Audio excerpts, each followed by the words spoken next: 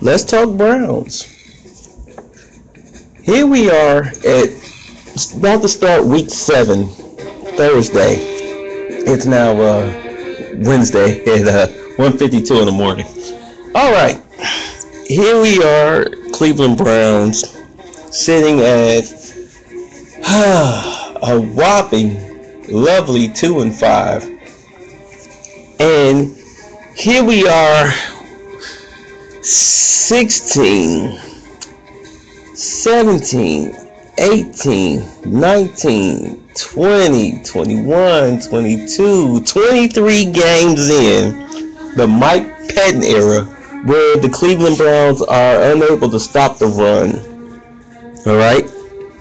Here we are now, 23 games in, since we heard bloody noses and play like a Brown and all of this rah-rah, sis-boom-bah stuff.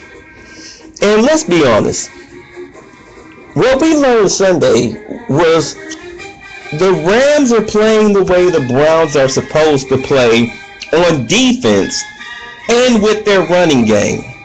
As every team has showed us with their running game, they have the running game that we lack.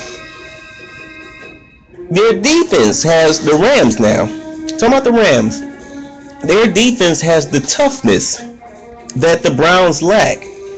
And I'm looking at the Dolphins and how they fired Joe Philbin, and their defensive coordinator came in and said, you know what, the first thing we're going to do is we're going to run the Oklahoma drill, because he decided that he was going to test his players' manhood and toughness. He was going to hold them accountable for the things that they do. Every minor infraction was not going to be overlooked. And you're going to go out here and play like a professional. You are not going to embarrass me. You're not going to embarrass yourself. You're going to go out here and be winners. I can't settle for anything less. And for the past 2 weeks, they went out and just flat out murdered teams. I cannot wait to see this battle between the Dolphins and Patriots. That is going to be a great game, because I don't think Miami is going to sit there and let the Patriots run all over them as they so normally have done. Not going to happen. I really think Miami is going to pull the upset, or they're going to put a scare into the Patriots and a physical beating. Because I don't know if anybody's noticed, but that's what Miami's been doing with their. Not only are they executing at a peak level, but they've also defensively have been putting a beating on teams. And maybe that's what the Browns need to do. Maybe right now they need to run the Oklahoma drill, because this offseason, all we saw was people on bikes. All right? I mean, you pretty much should have named it the Cupcake Training Camp. All right? The defense is weak. And in all honesty, I think that it's because I think Jim O'Neill is over his head. I think when Mike Pettin turned the defense over to him, which he probably shouldn't have done so soon, that he just figured, well, I can do this, I can do that. The players need to pick up the scheme. Excuse me. First of all, you don't have the players to run the scheme. All right? And the scheme is outdated. I don't know if anybody's ever paid attention to what's really going on, but you're running Buddy Ryan's 46 defensive scheme, which hasn't worked ever since Bill Walsh picked it apart back in 1984. Because remember, the Bears didn't play the 49ers in the playoffs in 1985. All right? They didn't play them. They played the Rams. I think they played also the Redskins. I mean, it was an easy cupcake walk for them. And then they played the Patriots in the Super Bowl. Come on now. Those Patriots, not the Tom Brady Patriots, but, you know, Grogan and them. Played those Patriots who lucked up and beat the Dolphins in the AFC Championship game. Come on. That's like playing against Jacksonville. So in any given Sunday situation. But anyway, notice that the Ryans are the only one, and also now Mike Pettin, are the only ones who run that crappy defense, which can't stop the run, it can't stop the pass, You have to have some all-star, world-class players in your secondary and in your front seven to run it, and the Browns don't have that. Barkevius Mingo was too light. Paul Kruger is too old and slow. Last year was his best year. He'll never repeat that. I don't care where he goes. He'll never repeat what he did last year where he got 12 sacks. That's over with. That's done. That was his best year. It's over. All right? You're playing Christian Kirksey out of position. He's not an inside linebacker. He's an outside linebacker. And the only way you can really turn this around... Oh, wait. Before I even go there, hold on. Let's back up a second. Let's start back to preseason where you had the offensive coordinator... Not the offensive coordinator, I'm sorry. The offensive line coach... You fired him instead of sending him to rehab because he had alcohol troubles, which led to him having the problems with the female. Instead of sending him to rehab and keeping him on the payroll so that way he can continue to coach that quote-unquote Pro Bowl offensive line where you had 3 starters go to the Pro Bowl. Well, Mac didn't go to the Pro Bowl because he got injured last year, but he was having a Pro Bowl season. And, of course, Joe Thomas is getting in on name and reputation only. But Bitonio was actually, he was mauling people. He was the mauler that the Browns sorely needed at left guard, which they also need at right guard. Anyway, you had 3 potential Pro Bowl players on their offensive line last year. And it had nothing really so much to do with offensive scheme, but also with position coaching. So you fire the position coach at offensive line and promote the assistant offensive line coach, and now the offensive line looks like garbage. Can't pass block, can't run block. And we knew they really weren't that good at run blocking, but you would hope the one thing that you knew that you could do with that Browns offensive line was pass block, and now you can't even do that. Can't even do that well. Josh McCown is getting murdered back there, and the whole reason why he signed with the Browns in the first place was because he was like, hey, you know what? Those guys can pass block. They give up the fewest sacks in the league. Yeah, let me go there because, man, I got killed in Tampa Bay behind that patchwork garbage offensive line, and now he's getting killed in Cleveland. Because instead of putting the offensive line coach in rehab, you fired him, and now you're getting Pro Bowl players turning into mediocre players because the blocking schemes are not working. They're easy to digest for defensive coordinators and the defensive line coach for other teams. The running game is garbage. And that's all based on scheme and coaching. Position coaching. It's just like with linebackers and defensive line. The Browns suck in that area because you don't have the players. And the coaching is bad. The coaching is bad. It's mediocre. And in all honesty, if you really want to fix the Browns right now, oh my goodness. The first thing you should have done, but it's probably, is week 7? Yeah, too late now. Trade deadline passed. You should have traded Alex Mack. When you drafted Cam Irving, what you should have done was put Alex Mack on the trading block for either a first round, mid to late first round, or a high second and a fourth. You should have traded him. Because he's gone at the end of the year, and you're not going to get anything for him. He's going to walk. When you could have got some value out of him. I mean, I do understand this is a business. As much as I liked Alex Mack, sorry, this is a business. And right now, he's not playing up to snuff. And if you have a number 1 pick at center, he better be playing. Any number 1 pick anywhere, he should be playing. He needs to be starting. And if you drafted him to replace Mack at center, then guess what? He's going to have to learn on the job, because that's what this year really should have been about. It shouldn't have been about trying to make the playoffs, especially looking at the schedule. The schedule is monstrous. You should have been looking at it as a developmental year. Like, hey, you know what? Let's just go ahead and get get what we can out of this year with our young players. All right, let them learn on the fly. Go ahead and sit down and tell the owner, all right, and the fans, hey, look, we understand it's going to be a tumultuous year. You're probably not going to like what's going to happen with this year, but it is what it is. It is what it is. So just bear with us. Bear with us. Don't lie to us and make us think that, hey, we're going to turn it around and we're going to have a great year and blase, blase, boo-hoo. And in all honesty, the Browns, to be honest, should be 5-2. They should be 5-2, but they're not. They're 2-5, simply based on the defense and offensive line play. Whew. Matter of fact, I'm pulling up the schedule now because I can't believe what's getting ready to happen here, because it's getting ready to get bad. It's getting ready to get bad. Whew. Look at this. 8th in passing yards and 28th in rushing yards. 25th in points and 12th in yards per game. That's not bad, but it's also not good.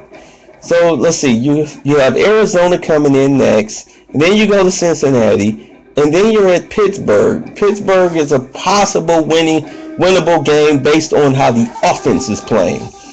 Let's see. Then Baltimore comes to Cleveland. That's a possible win. Then Cincinnati at Cleveland. That's a loss. San Francisco at Cleveland. That's a possible win. Cleveland at Seattle. You're going to get murdered. Cleveland at Kansas City. You're going to get murdered. And Pittsburgh at Cleveland. That's a possibility.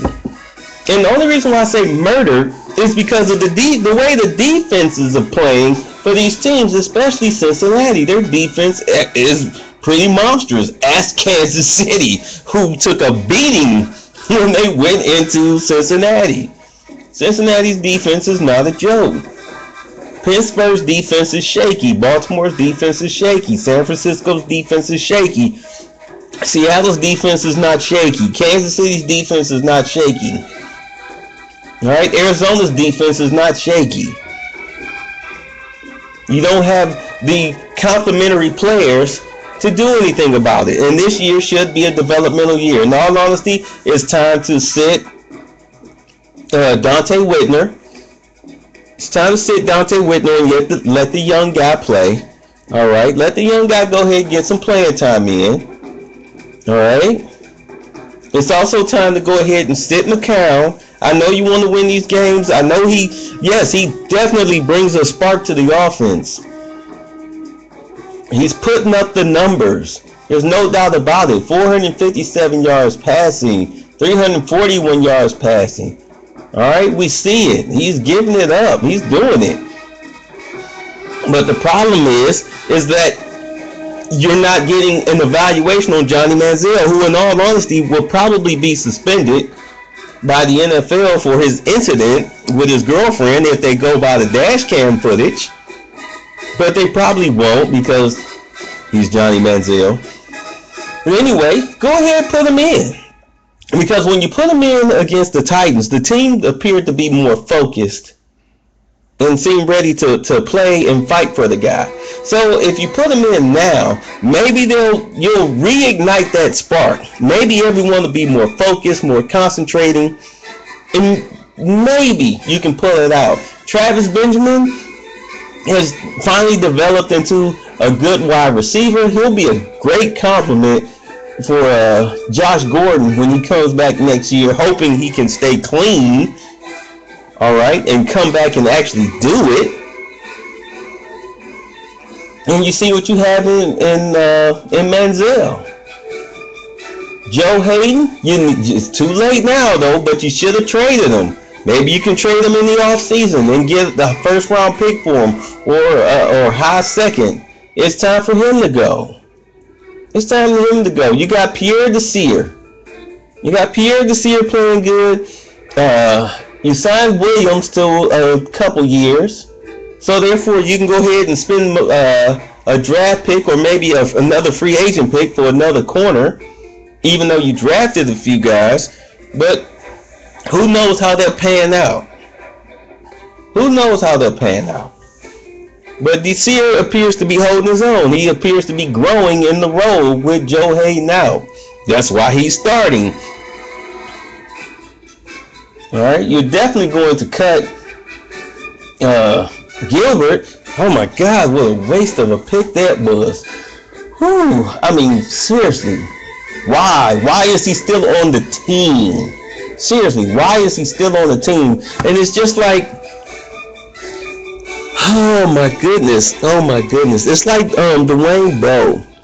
Dwayne, in all honesty, Ray Farmer should be fired just for that alone, because that was nothing but a money grab for Dwayne Bowe.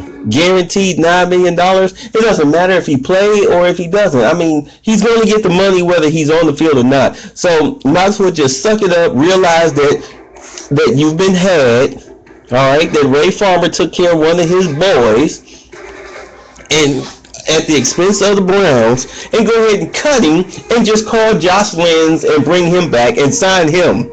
And that way maybe you can boost morale on the offense with just having Josh Lenz back, because apparently a lot of people felt that he deserved to be on the team.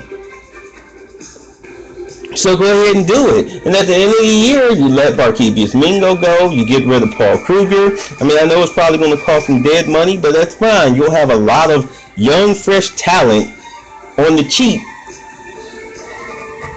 especially with the draft, that you can go ahead and mold. And let's say you trade Gordon in the offseason and you get another number one pick for him. You go ahead and, in all honesty, with 2 first-round picks, in all honesty, the number one thing you really need to go for, of course, is another quarterback. You definitely need a quarterback. You're going to have a top round number 1 pick. Go ahead and get the quarterback that you so desperately need. And see if you can trade up a little higher. All right? And go for Ezekiel Elliott, because you need a power back. You seriously need a power back. And Crowell is not that power back. He's just not. He's really not. And the other running back that you signed, I forget his name. I can't believe it. Hold on. Let me check the depth chart here. Sorry, hey, it's late. It's 2:10 in the morning. Give a commentator a break.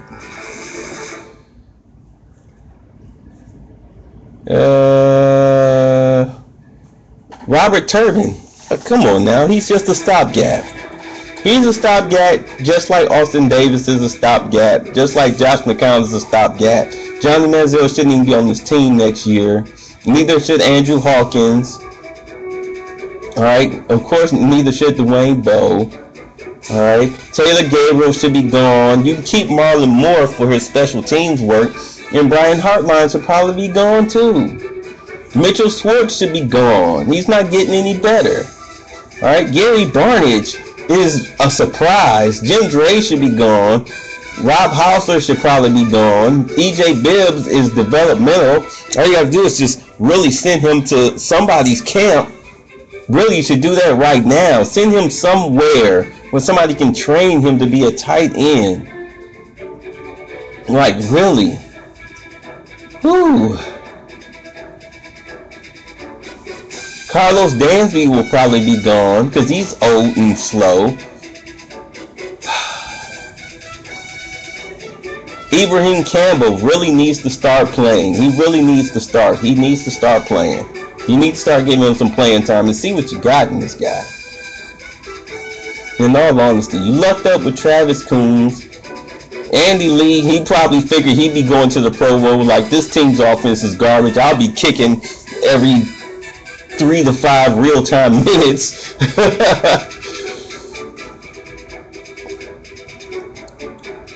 I mean, it's not hard. People are like, well, if you think you're the GM, why don't you do it? I tell you what, put me in that position. Put me in that position with the freaking checkbook. With the checkbook, and let me talk to some agents. I guarantee you in the offseason, there'll be some talent on this team, especially at the positions that matter most. which is wide receiver and running back. And definitely the outside linebacker spots. Goodness gracious. Man, I'm just looking at this.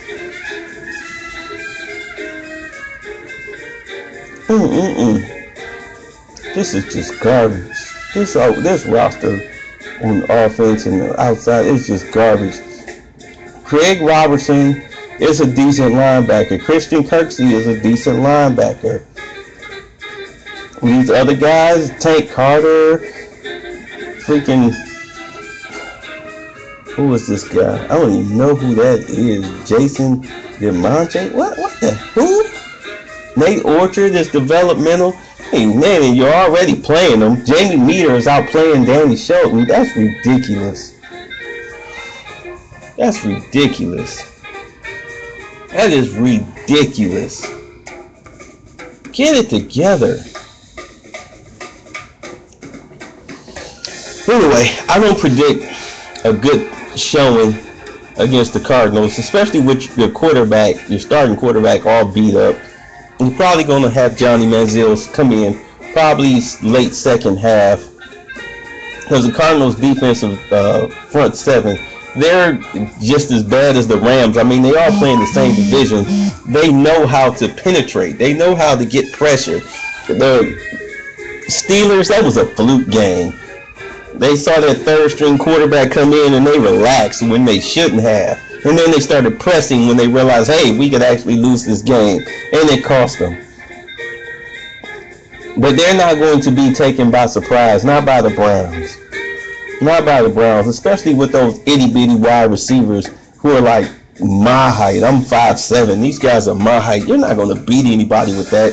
And in all honesty, if you're going to bring in Johnny Manziel to start, why not run the offense that he ran in college that made him a success, which is the no huddle? Let him call his own plays. I'm pretty sure he knows the playbook by now. You talk about how much work he's put in the off season. Well, guess what? If he knows the playbook, turn it over to him. Put out 4 wide receivers and a running back. All right, Crowell or Duke Johnson. I would say Duke Johnson. And let him go no huddle. Let him call the plays. Let him do what he does best. Because sitting up under center, calling the play and then reading the defense as he's dropping back from the pocket, that's not his strong suit. It's really not. It's not where he's best at. He's best no huddle, calling his own plays, 5 wide receivers, 4 wide receiver spreads. It's like trying to take an outside cat and turn it into a house cat. It's going to tear your stuff up. You're going to have to force it to be tamed. But what do I know? I mean, I'm just a fan. Alright, that's it for the Raw Dogs. I'll see you guys next Tuesday. Peace.